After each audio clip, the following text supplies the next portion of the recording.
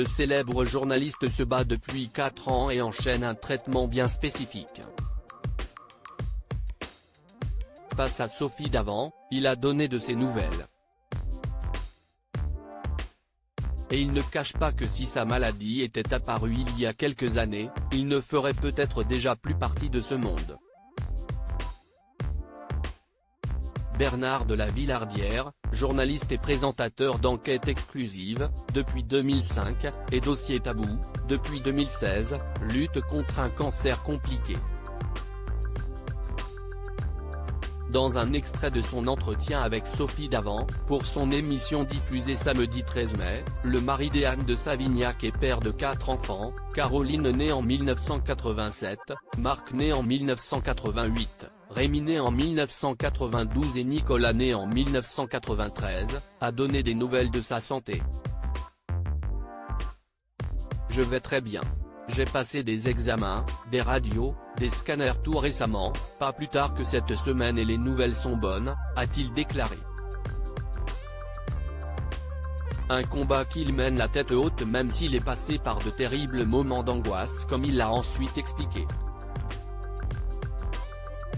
Non seulement cette épreuve a changé son regard sur la vie mais en plus, il a déclaré avoir cru à un moment que sa vie allait être plus courte que prévu parce que les pronostics n'étaient pas très bons.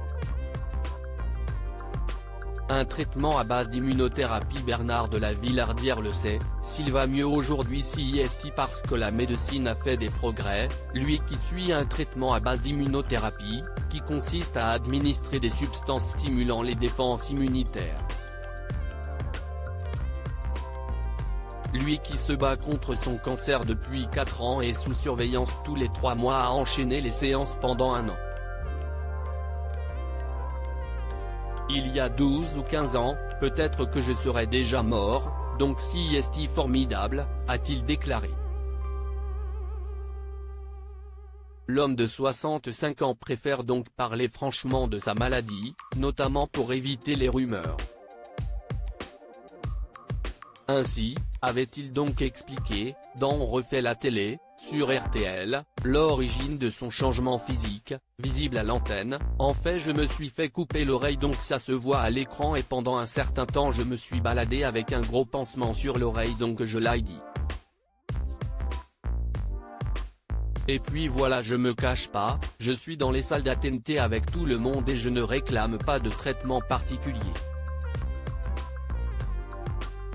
Pour Timag, Bernard de la Villardière avait aussi souhaité communiquer sur l'annonce de sa maladie et l'idée de la mort qui survient souvent avec, cela a été un choc, mais je n'ai pas voulu que la maladie change mon existence.